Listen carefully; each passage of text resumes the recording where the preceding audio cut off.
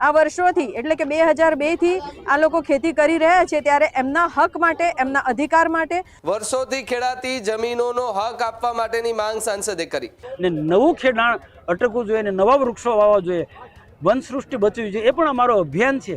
જંગલ જમીન મુદ્દે ભાજપ અને આપ એક મંચ પર આવ્યા। સ્થાનિકોએ કોઈ ઘૂસણખોરી નથી કરી, ખોટા ઘૂસણખોરીના આક્ષેપો થઈ રહ્યા હોવાનો આરોપ લગાવ્યો છે। વૃક્ષારોપણના નામે કૌભાંડની દાનત હોવાનો આક્ષેપ લગાવાયો છે। દક્ષિણ ગુજરાત અને આસપાસના વિસ્તારોમાં કે જ્યાં આદિવાસી વિસ્તાર છે અને બાદમાં સાગબારા કે જ્યાં જંગલ જમીનનો મુદ્દો ફરી ગરમાયો છે। જંગલ જમીન મુદ્દે ભાજપ અને આપ એક મંચ પર આવ્યા। ભાજપની અંદર ભારતીય જનતા પાર્ટીના જે સાંસદ અવારનવાર ચર્ચામાં રહેતા હોય છે, મનસુખ વસાવા, એ સરકાર સમક્ષ સવાલો ઉઠાવ્યા છે। વર્ષોથી ખેડાતી જમીનોનો હક આપવા માટેની માંગ સાંસદે કરી। નવું ખેડાણ નહીં, જૂના ખેડાણને સમર્થન આપવાની વાત સાંસદે કરી। સ્થાનિકોએ કોઈ ઘૂસણખોરી નથી કરી, ખોટા ઘૂસણખોરીના આક્ષેપો થઈ રહ્યા હોવાનો આરોપ લગાવ્યો છે। આદિવાસીઓના હક માટે લડતનો સાંસદે હુંકાર કર્યો છે। બીજી તરફ ફોરેસ્ટ વિભાગ સામે સાંસદે જે છે તે ગંભીર આરોપ પણ લગાવ્યા છે। વૃક્ષારોપણના નામે કૌભાંડની દાનત હોવાનો આક્ષેપ લગાવાયો છે। માંડવીમાં જંગલ કાપવામાં અધિકારીઓની ભૂમિકાનો આક્ષેપ છે, જ્યાં ભાગલા પાડો રાજ કરોની નીતિનો પણ આરોપ મનસુખ વસાવાએ લગાવ્યો। ઉમરપાડાના ખેડાણનો પણ સર્વે કરવાની માંગ કરવામાં આવી છે। ત્યારે સાગબારામાં જંગલ જમીનનો મુદ્દો ફરી એકવાર ગરમાતો જોવા મળી રહ્યો છે। જંગલ જમીન મુદ્દે ભાજપ અને આપ એક મંચ પર આવતા રાજનીતિ વધુ તેજ થતી પણ જોવા મળી રહી છે।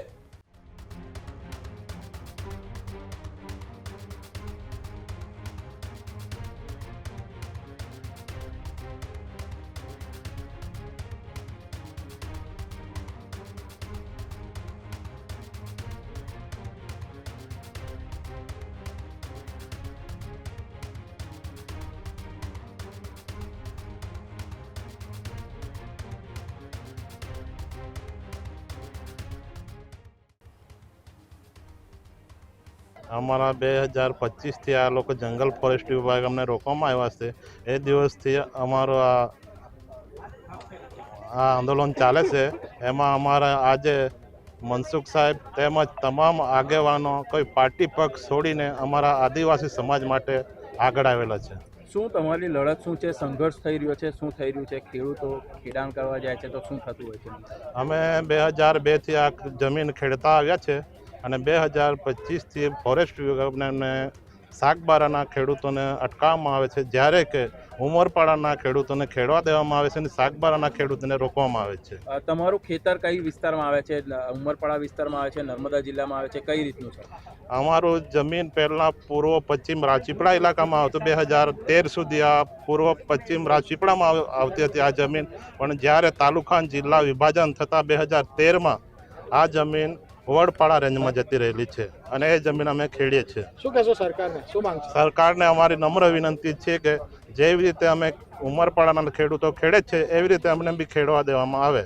આજે સાગબારાના કોપી ગામે જે લોકો વર્ષોથી ખેતી કરતા હતા, એમને છેલ્લા 2 વર્ષથી ખેતી કરતા અટકાવી દેવામાં આવ્યા છે। ત્યારે એમના સમર્થનમાં હું નર્મદા જિલ્લાના નાંદોદ વિધાનસભાના ધારાસભ્ય તરીકે અને એક આદિવાસી સમાજના નેતા તરીકે, આદિવાસી ધારાસભ્ય તરીકે લીલાબેન વસાવાએ જે મુહિમ ઉપાડી છે અને આદિવાસી સમાજને ન્યાય અપાવવા માટે એમણે ભરૂચ જિલ્લાના સાંસદ કે જેમનો આ વિસ્તાર પણ લાગે છે, તો એમને અધ્યક્ષ સ્થાને આ એક કાર્યક્રમ રાખવામાં આવ્યો હતો અને એ કાર્યક્રમમાં આદિવાસી સમાજના જે પણ કંઈક પ્રશ્નો છે એ પ્રશ્નોમાં આ વિસ્તારના લોકોને જે રીતના ખેતી કરતા અટકાવી દેવામાં આવ્યા છે, તો એ લોકોને ખેતી કરતા ફરીથી એ લોકોને ખેતી કરવા માટે મંજૂરી આપવામાં આવે અને જેવી રીતના ઉમરપાડા વિસ્તારના ખેડૂતો ખેતી કરી રહ્યા છે, ત્યારે આ જ જે જંગલની જમીન છે એ વિસ્તારના ઉમરપાડા વિસ્તારના ખેડૂતો પણ ખેતી કરે છે। તો એવી જ રીતના સાગબારા એટલે કે નર્મદા જિલ્લાના આ વિસ્તારના લોકો પણ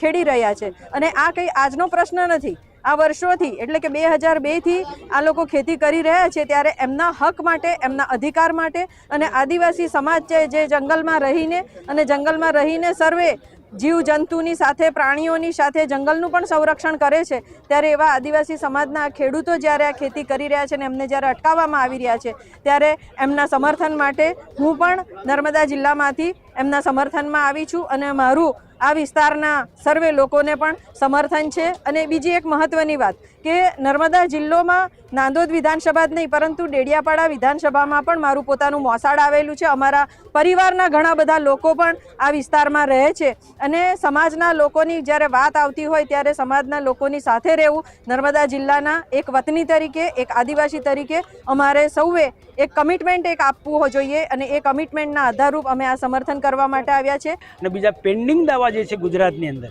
ગુજરાતમાં પણ પેન્ડિંગ જે દાવા છે 8,000 9,000 જેટલા, એ પેન્ડિંગ દાવા પણ જલ્દી ઉકેલાઈ જાય ને જંગલની સનદો જલ્દીમાં જલ્દી મળે એના માટેનો આ કાર્યક્રમ હતો. કાર્યક્રમમાં 3 મુદ્દા હતા. એક નાલખોપીના જે લોકોની સાથે ન્યાય થવો જોઈએ, એમનું જે ખેડાણ છે રાબેતા મુજબ ચાલવું જોઈએ, અને બીજું પેન્ડિંગ દાવાવાળો પ્રશ્ન પણ જલ્દી ઉકેલાવો જોઈએ ને નવું ખેડાણ અટકવું જોઈએ ને નવા વૃક્ષો વાવવા જોઈએ, વનસૃષ્ટિ બચવી જોઈએ, એ પણ અમારો અભિયાન છે. તો આના કાર્યક્રમ રૂપે જે અહીંયા નાલખોપી ગામે આ કાર્યક્રમ રાખવામાં આવ્યો તો ખૂબ છે. બધાની એક જ માંગણી છે કે જે 2 વર્ષથી ખેડાણ ખોટી રીતે અટકાયું છે એ રાબેતા મુજબ એ ચાલુ રાખવું જોઈએ. પછી જમીન નામે કરવાનું કે એ પછી મુદ્દો આવશે, પુરાવાના બધું એ પછીની વાત છે. પણ હમણાં જે અટકાયું છે 2 વર્ષથી ફોરેસ્ટના લોકોએ, એ નિરંતર ખેડાણ ચાલુ રહેવું જોઈએ, બધાની માંગણી છે. સાહેબ, હમણાં સરકાર અટકાવે છે તમે એવું કહો છો કે ચાલુ કરી દો, શું કહેશો? તો અટકાવશે તો સરકારનું કામ કરશે, અમે અમારું કામ કરીશું.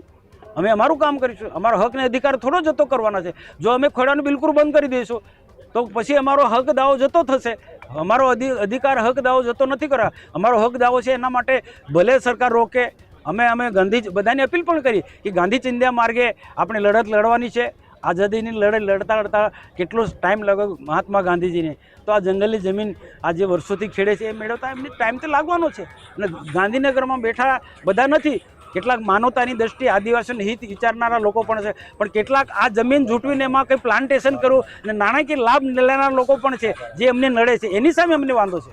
જે આદિવાસી સમાજના 2005 આદિવાસી સમાજનો જે વન અધિકાર કાયદો બન્યો એના અંતર્ગત જે પણ લોકોએ આખા દેશમાં દાવા કરેલા 5 લાખ વન અધિકાર દાવા, 50 લાખ વન અધિકાર દાવા, એમાંથી 25 લાખ વન અધિકાર દાવા આપવામાં આવ્યા છે, 18 લાખ રિજેક્ટ કરવામાં આવ્યા અને 11 લાખ દાવા જો પેન્ડિંગ છે.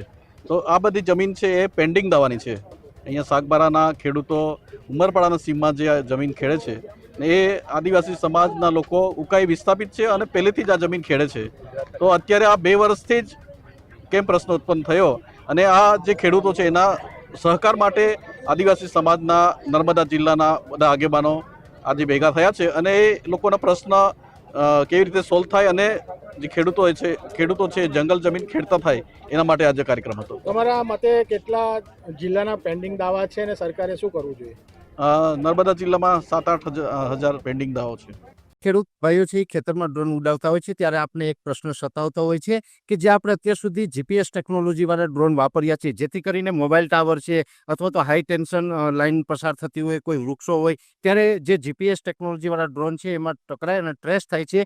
પણ એગ્રીવન લાવ્યું છે GNSS ટેકનોલોજી ડ્રોન, જેથી કરીને એ ડ્રોન છે એ કોઈ જગ્યાએ ટકરાય નહીં, પોતાની રીતે જ ડિસિઝન લે છે અને મૂવ થઈ જાય છે. જેથી કરીને GNSS ટેકનોલોજી ડ્રોન છે એ વાપરવાનો આગ્રહ રાખો.